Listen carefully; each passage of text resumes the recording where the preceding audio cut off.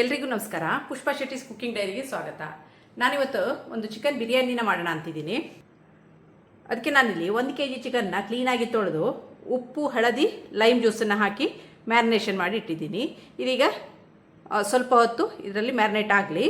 ಅಷ್ಟರಲ್ಲಿ ಬೇರೆ ಏನೇನು ಸಾಮಗ್ರಿ ಬೇಕು ಅಂತ ನೋಡೋಣ. 1 kg ಚಿಕನ್ನಿಗೆ 3 ಲೋಟದಷ್ಟು ಬಾಸುಮತಿ ಅಕ್ಕಿಯನ್ನು ತೊಗೊಂಡಿದ್ದೀನಿ. ಇದನ್ನು ಒಂದು 4-5 ಬಾರಿ ಸ್ಟಾರ್ಚ್ ಹೋಗೋವರೆಗೆ ವಾಶ್ ಮಾಡಿ ಒಂದು 20 ನಿಮಿಷ ನೆನೆಸಿ ನೀರನ್ನೆಲ್ಲ ಸೋಸ್ಕೊಂಡು ಬಂದಿದ್ದೀನಿ. ಈಗ ನೆಕ್ಸ್ಟ್ ಇದಕ್ಕೆ ಒಂದು ಪೇಸ್ಟ್ ಮಾಡ್ಕೋಬೇಕು. ಈಗ ಏನೇನು ಬೇಕಂತ ನೋಡೋಣ. ಈಗ ನಾನು ಇದಕ್ಕೆ ಪೇಸ್ಟ್ ಮಾಡ್ಕೊಳ್ಳಿಕ್ಕೆ ಇಲ್ಲೊಂದು 15 ಹಸಿರು ಮೆಣಸಿನಕಾಯಿನ ತೊಗೊಂಡಿದ್ದೀನಿ. ಒಂದು 3/4 ಬಂಚ್ ಆಗುವಷ್ಟು ಪುದೀನ ಸೊಪ್ಪನ್ನು ತೊಗೊಂಡಿದ್ದೀನಿ. 1.5 ಬಂಚ್ ಆಗುವಷ್ಟು ಕೊತ್ತಂಬರಿ ಸೊಪ್ಪನ್ನು ತೊಗೊಂಡಿದ್ದೀನಿ. ಹಾಗೂ 3 ಈರುಳ್ಳಿನ ಸ್ವಲ್ಪ ದೊಡ್ಡದಾಗಿ ಹೆಚ್ಚಿಟ್ಕೊಂಡು ಬಂದಿದ್ದೀನಿ. 1.5 ಟೀ ಸ್ಪೂನಷ್ಟು ಜೀರಿಗೆ, ಒಂದು 3/4 ಟೀ ಸ್ಪೂನ್ ಆಗುವಷ್ಟು ಕಾಳು ಮೆಣಸು, 1 ಇಂಚಿನಷ್ಟು ಹಸಿ ಶುಂಠಿ, 1.5 ಗಡ್ಡೆಯಷ್ಟು ಬೆಳ್ಳುಳ್ಳಿ ಬೇಳೆಗಳನ್ನು ತೊಗೊಂಡಿದ್ದೀನಿ. ಹಾಗೂ 1.5 ಟೀ ಸ್ಪೂನ್ ಆಗುವಷ್ಟು ಕಸಕಸವನ್ನು ತೊಗೊಂಡಿದ್ದೀನಿ. ಈಗ ಈ ತೊಗೊಂಡಂಥ ಸಾಮಗ್ರಿಗಳನ್ನೆಲ್ಲ ಮಿಕ್ಸರ್ಗೆ ಹಾಕಿ ನೈಸಾಗಿ ಪೇಸ್ಟ್ ಮಾಡ್ಕೊಂಬರೋಣ. ಈಗ ಗಸಗಸೆನ ಹಾಕ್ತಾಯಿದ್ದೀನಿ. ಬೆಳ್ಳುಳ್ಳಿ, ಶುಂಠಿ, ಕಾಳುಮೆಣಸು, ಜೀರಿಗೆ, 3/4 ಕಪ್ನಷ್ಟು ಪುದೀನ ಸೊಪ್ಪು, 15 ಹಸಿರು ಮೆಣಸಿನಕಾಯಿ, 1.5 ಬಂಚಿನಷ್ಟು ಕೊತ್ತಂಬರಿ ಸೊಪ್ಪು ಹಾಗೂ 3 ಈರುಳ್ಳಿನ ಕಟ್ ಮಾಡಿ ತೊಗೊಂಡು ಬಂದಿದ್ದೀನಿ. ಇದನ್ನೆಲ್ಲ ಹಾಕಿ ಒಂದು ನೈಸಾಗಿ ಪೇಸ್ಟ್ ಮಾಡೋಣ. ಈಗ ತೊಗೊಂಡಂಥ ಸಾಮಗ್ರಿಗಳನ್ನೆಲ್ಲ ನೈಸಾಗಿ ಪೇಸ್ಟ್ ಮಾಡ್ಕೊಂಡು ಬಂದಿದ್ದೀನಿ. ಇದಕ್ಕೆ ಕೆಲವೊಂದು ಒಗ್ಗರಣೆಗೆ ಕೆಲವೊಂದು ಸಾಮಗ್ರಿಗಳು ಬೇಕು. ಏನೇನು ಬೇಕಂತ ನೋಡೋಣ.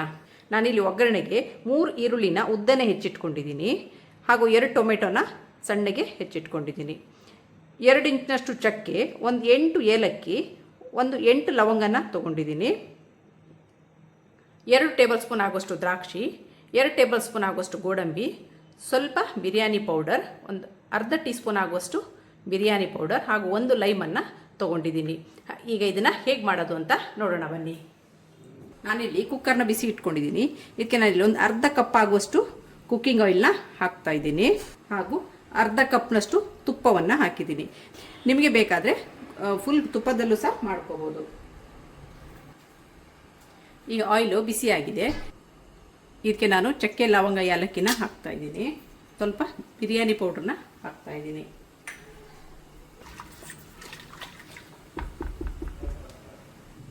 ಈಗ ದ್ರಾಕ್ಷಿ ಮತ್ತು ಗೋಡಂಬಿನ ಹಾಕ್ತಾಯಿದ್ದೀನಿ.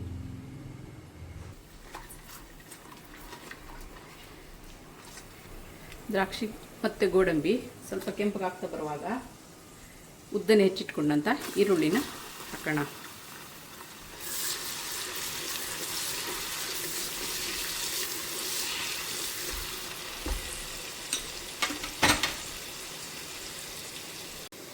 ವೀಕ್ಷಕರೇ, ಈಗ ಈರುಳ್ಳಿ ಸ್ವಲ್ಪ ಕೆಂಪಗಾಗ್ತಾ ಬರ್ತಾ ಇದೆ.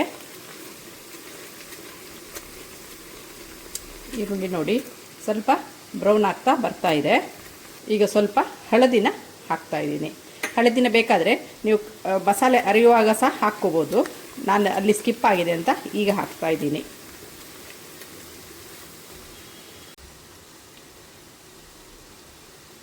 ಈಗ ಟೊಮೆಟೊವನ್ನು ಹಾಕೋಣ.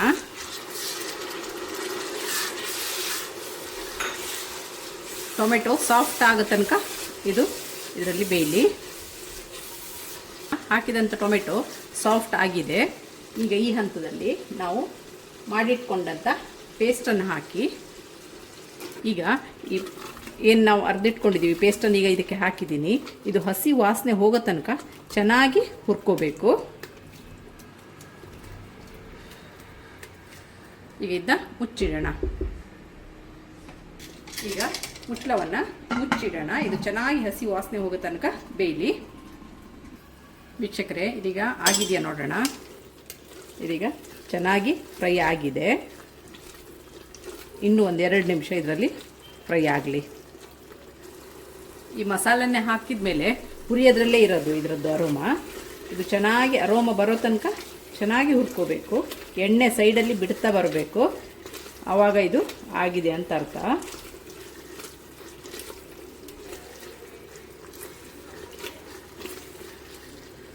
ಇದೀಗ ಆಗಿದೆ. ಈಗ ಇದಕ್ಕೆ ನಾವು ಮ್ಯಾರಿನೇಷನ್ ಮಾಡಿ ಇಟ್ಕೊಂಡಂಥ ಚಿಕನ್ನ ಹಾಕೋಣ.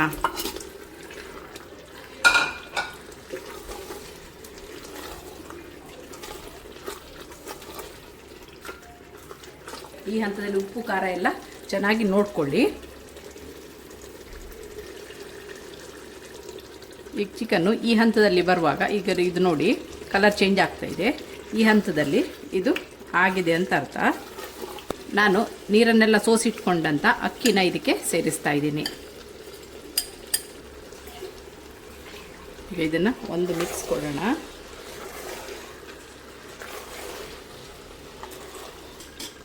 ವೀಕ್ಷಕರೇ, ಈ ಅಕ್ಕಿ ಚಿಕನ್ ಜೊತೆ ಚೆನ್ನಾಗಿ ಹೊಂದ್ಕೊಂಡಿದೆ. ನಾನಿಲ್ಲಿ ಮಿಕ್ಸಿ ತೊಳೆದ ನೀರನ್ನು ಸೇರಿಸಿ ಸುಮಾರು 4.25 ಲೋಟ ಆಗುವಷ್ಟು ನೀರನ್ನು ಕುದಿಯಕ್ಕೆ ಇಟ್ಕೊಂಡಿದ್ದೀನಿ. ಇದೀಗ ಕುದೀತಾ ಇದೆ. ಈಗ ಇದನ್ನು ಇದಕ್ಕೆ ಹಾಕ್ತಾ ಇದ್ದೀನಿ.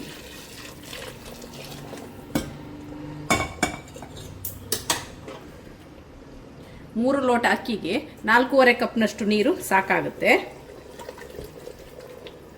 ಈ ಹಂತದಲ್ಲಿ ಒಮ್ಮೆ ಉಪ್ಪು ಖಾರ ಎಲ್ಲ ನೋಡ್ಕೊಳ್ಳಿ. ಈಗ ಇದಕ್ಕೆ ಒಂದು ಲೈಮ್ ಜ್ಯೂಸನ್ನು ಸೇರಿಸ್ತಾ ಇದ್ದೀನಿ.